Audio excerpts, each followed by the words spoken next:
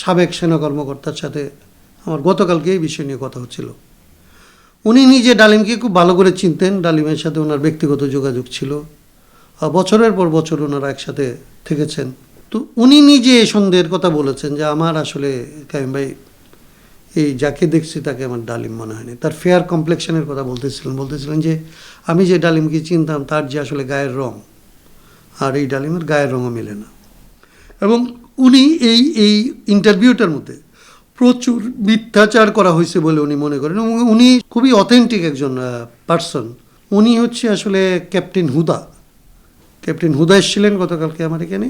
উনি মানে ওই মামলার আসামি ছিলেন। পরবর্তীতে কয়েক বছর উনি জেলে ছিলেন, 6 বছরের বেশি উনি জেলে ছিলেন। পরবর্তীতে ওনাকে ওই মামলা থেকে অব্যাহতি দেওয়া হয়। তো সেই কারণে উনি ওনাদের মামলাটার ব্যাপারে ডিটেল জানেন, ব্যক্তিদেরকে ডিটেলে জানেন। এবং তিনি আমার সাথে গতকালকে তার এই সন্দেহের কথা বলছেন। এবং ডালিমের ইন্টারভিউতে প্রচুর মিথ্যাচার করা হয়েছে এটা উনি বলছেন। সম্প্রতি ইলিয়াস সাহেবের একটা ভিডিওতে মেজর ডালিমকে এনে ইন্টারভিউ করাতে আসল এবং নকল ডালিম নিয়ে দ্বন্দ্ব শুরু হয়েছে, সন্দেহ শুরু হয়েছে। আপনি কি বলবেন? আমি গতকালকে ধরেন বঙ্গবন্ধু হত্যা মামলার একজন আসামি ছিলেন। পরবর্তীতে উনি চার্জশিট থেকে বাইরে ছিলেন, মানে চার্জশিট থেকে ওনাকে অব্যাহতি দেওয়া হয়। এরকম একজন সাবেক সেনা কর্মকর্তার সাথে আমার গতকালকে এই বিষয় নিয়ে কথা হচ্ছিল। উনি নিজে ডালিমকে খুব ভালো করে চিনতেন, ডালিমের সাথে ওনার ব্যক্তিগত যোগাযোগ ছিল, বছরের পর বছর ওনারা একসাথে থেকেছেন। তো উনি নিজে এই সন্দেহের কথা বলেছেন যে আমার আসলে কাইম ভাই এই যাকে দেখছি তাকে আমার ডালিম মনে হয়নি। তার ফেয়ার কমপ্লেক্সনের কথা বলতেছিলেন যে আমি যে ডালিমকে চিনতাম তার যে আসলে গায়ের রং আর এই ডালিমের গায়ের রঙও মেলে না। এবং উনি এই ইন্টারভিউটার মধ্যে প্রচুর মিথ্যাচার করা হয়েছে বলে উনি মনে করেন। এবং উনি সম্ভবত, আপনাকে আমি অনুরোধ করবো যে ওনার সাথে আপনার ইন্টারভিউ করতে পারেন, কারণ উনি খুবই অথেন্টিক একজন পার্সন, যিনি এই হত্যা মামলার আসামি ছিলেন, যিনি কামালের ব্যক্তিগতভাবে খুব ঘনিষ্ঠ ছিলেন, যিনি আসলে মুক্তিযুদ্ধে একটা খুব গুরুত্বপূর্ণ ভূমিকায় ছিলেন। এরকম একজন মানুষ আমি আপনাকে বলবো, তার নাম আপনাকে আমি দিয়ে দেবো, আপনি তার সাথে কথা বলতে পারবেন। উনি হচ্ছে আসলে ক্যাপ্টেন হুদা এসেছিলেন গতকালকে আমার এখানে। উনি মানে ওই মামলার আসামি ছিলেন। পরবর্তীতে কয়েক বছর উনি জেলে ছিলেন, 6 বছরের বেশি উনি জেলে ছিলেন। পরবর্তীতে ওনাকে ওই মামলা থেকে অব্যাহতি দেওয়া হয়। তো সেই কারণে উনি ওনাদের মামলাটার ব্যাপারে ডিটেল জানেন, ব্যক্তিদেরকে ডিটেলে জানেন। এবং তিনি আমার সাথে গতকালকে তার এই সন্দেহের কথা বলছেন। এবং ডালিমের ইন্টারভিউতে প্রচুর মিথ্যাচার করা হয়েছে এটা উনি বলছেন। আমি ব্যক্তিগতভাবে ধরেন ওই সময়ের সমস্ত জিনিসগুলির মেমোরি থেকে এটা একদম ধরেন খুব করে বলতে পারবো না, কিন্তু আমার এই ইন্টারভিউ আমি দেখি নাই। আমি যেগুলি শুনছি তার মধ্যে ধরেন গ্রসলি আমার কাছে যেটা মনে হয়েছে বড় ধরনের মিথ্যাচার কিংবা তথ্য বিকৃতি, সেটা হচ্ছে যে ওইখানে ওনার নামে আমি দেখছি যে ডালিমের নামে এটা বলা হয়েছে, বা ডালিম হয়তো ওইখানে বলছেন যে 14 তারিখে যে বুদ্ধিজীবী হত্যার ঘটনা এটা ইন্ডিয়ানরা করছে, এটা পাকিস্তানিরা করেনি। তো এইটা তো যে কোনো মানুষ জানে, পাগলেও জানে যে 14 তারিখ পর্যন্ত ঢাকায় ইন্ডিয়ান ফোর্স আসলে ঢুকতেই পারে নাই। এই রকমের মানে কথা আসলে ডালিম বলতে পারে, কিংবা এটা বললে সত্য হবে এরকম তো কোনো কারণ নেই। যদি ডালিম বলে তাহলে ডালিম মিথ্যা কথা বলছে, আর যদি ডালিম না বলে অন্য কাউকে ডালিম সাজায় তাকে বলানো হয়েছে তাহলে তো একটা দুইটাই বিকৃতি করছে। কাউকে ডালিমের মতো একজন ব্যক্তি সাজিয়ে এনে গণমাধ্যমে আনা এবং বাংলাদেশের ইতিহাস নিয়ে প্রশ্ন করা, উত্তর দেওয়া, বিষয়টি তো খুবই জঘন্য অপরাধ বলে। নিশ্চয়ই এগুলি তো ধরেন ইতিহাসের বিরুদ্ধে অপরাধ। এগুলো তো হাজার হাজার মানুষের যে আসলে সংগ্রাম এবং লক্ষ লক্ষ মানুষের যে জীবনদান, সেইটাকে বিকৃত করার অপরাধ। এবং এইগুলি তো আসলে এত হেলাফেলা করার ব্যাপার না। একটা ঠিক আছে, গণতান্ত্রিক অধিকার আছে, একজন মানুষের কথা বলার আছে, কিন্তু আপনি একজনকে যদি এই অভিযোগ যদি সত্য হয়, আমি ক্যাপ্টেন হুদার যে অভিযোগের কথা বললাম, আমি তো ওনার নাম বললাম আপনাকে, ওনার রেফারেন্স দিলাম, তো ওনার অভিযোগ যদি সত্য হয় তাহলে তো আসলে এইটার মানে মারাত্মক অপরাধ। অন্তর্বর্তী সরকার ট্রাক সিল বন্ধ, 43 লাখ পরিবার কার্ড বাতিল করেছে, নতুন করে ভ্যাট আরোপ করে জনগণের উপরে ভ্যাটের চাপ প্রয়োগ করেছে। স্বৈরাচারী সরকারের মতো জনগণের পকেট কাটার এই নীতি নিয়ে আপনি কি বলবেন?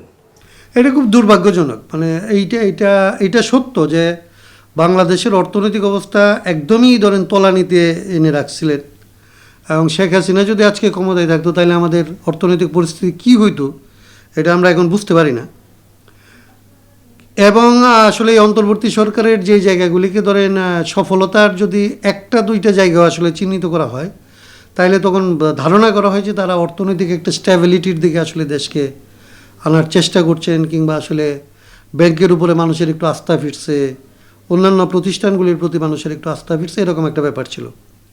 কিন্তু আমরা যেটা বুঝতে পারি যে আইএমএফের চাপে এই সময়ে বাজেট হওয়ার আগে যে সমস্ত সংস্কার তারা অর্থনৈতিক ক্ষেত্রে করতে যাচ্ছে, সেইটা তাদের অর্থনৈতিক যে অর্জনের যে গল্প সেটাকে খেয়ে ফেলবে। এবং জনগণের মধ্যে তাদের ব্যাপারে এর আগে পর্যন্ত যে আশাবাদ ছিল, সেইটা তারা ধরেন দাঁতে দাঁত কামড়ায় একটা সংস্কারের জন্য, পরিবর্তনের জন্যে, একটা ট্রানজিশনের জন্য তাদেরকে আসলে সমর্থন দিয়ে যাচ্ছিল। এইটা তাদের জন্য আত্মঘাতী একটা কাজ হচ্ছে, দেশের জন্য, জনগণের জন্য এটা হচ্ছে একেবারে একটা মৃত্যু পূর্বানার মতো। মানুষ যথাযথ মাত্রায় তার প্রয়োজনীয় খাবার কিনতে পারতেছে না। এখন ধরেন শিল্পে গ্যাসের দাম বাড়ানোর কথা চিন্তা করা হচ্ছে, ছোট ছোট ব্যবসায়ীদেরকে ব্যাটের আওতায় আনার চিন্তা করা হচ্ছে। এইটা হইলে যে ধরনের পরিস্থিতি তৈরি হবে, সেইটা আসলে কোনো সংস্কার দিয়ে আপনি মোকাবেলা করতে পারবেন না। মানুষ সংস্কার চাই হচ্ছে বেঁচে থাকার জন্য, শান্তিতে থাকার জন্যে, তার জীবন মানটাকে আরও ভালো করার জন্যে। এখন জীবন যদি হুমকিতে পড়ে, তার বেঁচে থাকা যখন হুমকিতে পড়ে, তখন আসলে কোনো সংস্কার আরও উন্নত ব্যবস্থার কথা সে চিন্তা করতে পারে না, বিশেষত আমাদের মতো দেশে। সেই জায়গা থেকে আমি অনুরোধ করব সরকারকে এবং সরকারের সাথে সংশ্লিষ্ট যারা আছেন, অতি দ্রুত এই সমস্ত সিদ্ধান্ত থেকে তাদের ফেরত আসতে হবে। বরং সরকারের কাছে মানুষের আশা ছিল যে এই সরকার গ্যাসের দাম একটু কমাবে, এই সরকার ইন্টারনেটের বিলের জায়গাটা একটু কমাবে, এই টেলিফোনের বিলের জায়গা একটু কমাবে। যেইগুলিকে মনে হচ্ছিল যে এর আগের সরকার লুটপাটের একটা বড় ক্ষেত্র হিসেবে ব্যবহার করতেছে, সেই ক্ষেত্রগুলি থেকে লুটপাটটা কমে গেলে মানুষ তার একটা সুফল পাবে, এই আশা মানুষের মধ্যে ছিল। এবং এটা যৌক্তিক কারণেই ছিল। আপনি যদি বলেন যে আগের সরকার খুব লুটপাট করছে, তাহলে আপনি যদি লুটপাট বন্ধ করেন, তাহলে তো সেখান থেকে আপনার আসলে কিছু পরিমাণে ছাড় মানুষকে দিতে পারা উচিত। ধরলাম এখান থেকে নিয়ে আপনার অন্য জায়গায় সংশ্রয় করতে হচ্ছে, লোন পরিশোধ করতে হচ্ছে, মূল্য দিতে হচ্ছে, বহু ঋণ আছে সেগুলি পরিশোধ করতে হচ্ছে, সেটাও যদি হয়, কিন্তু আপনি এটা বাড়াইতে পারেন না। আপনি 1 টাকার জায়গায় 1 পয়সা হলে কমাইতে পারেন, কিন্তু আপনি এখন বাড়ানোর জন্য আপনাকে আসলে এই জনগণ ম্যান্ডেট দেয় নাই।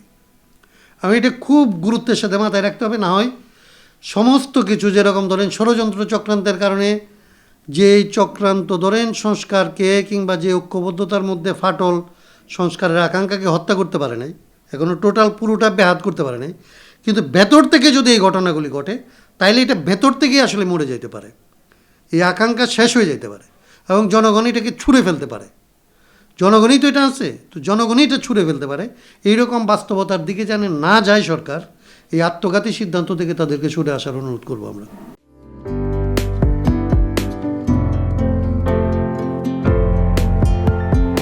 পহেলা জানুয়ারি 2025 ইউটিউব জার্নালিজমের অগ্রদূত changetv.press 6 বছর পেরিয়ে পা রাখল গর্বিত আমি অত্যন্ত আনন্দিত হলাম যে চেঞ্জ টিভি আগামী কয়েকদিনের মধ্যেই 6 বছর পূর্ণ করবে। আর হাঁটি হাঁটি পা পা করে চলা শুরু করে এখন সে বেশ দৌড়াদৌড়ি করছে বলা যেতে পারে। ও নামটাও অত্যন্ত বলবো যে সিগনিফিক্যান্ট, যে চেঞ্জ, এই গণঅভ্যুত্থান কিন্তু চেঞ্জ চেয়েছে। সেই হিসেবে তোমার টেলিভিশনের, তোমার এই চ্যানেলের নামের একটা যথেষ্ট মিল পাওয়া যায়। আমার প্রত্যাশা যে এই গণঅভ্যুত্থানের যে প্রত্যাশা, যে আশা আকাঙ্ক্ষা, চেঞ্জ টিভি সেটিকে এগিয়ে নিয়ে যাবে। তোমাকে শুভেচ্ছা। চেঞ্জ টিভি যারা সম্পৃক্ত আছেন, যারা কর্মী আছেন, সামনে পেছনে সকলকে আমার শুভেচ্ছা। changetv.press, এক ফোঁটা হলুদ নেই। Online TV channel change TV 6 বছর ধরে ওনারা কাজ করে যাচ্ছেন। ইতিমধ্যে জনগণের হৃদয়ে স্থান করে নিয়েছেন। প্রায় 22 লাখ সাবস্ক্রাইবার আছে। আর যে কোনো অনুষ্ঠান 10 লাখের মতো মানুষ এটা প্রতিদিন মানুষ দেখে থাকে। আমিও এই চ্যানেল নিয়মিত দেখি। তো চেঞ্জ টিভির পক্ষে ওরা আমির মোমিনুল মানিক সাহেবের উপস্থাপনা, প্রশ্নের ধরন, এগুলো জনগণ দেখতে চায়, শুনতে চায়। আমি চেঞ্জ টিভির উত্তরোত্তর সমৃদ্ধি কামনা করছি।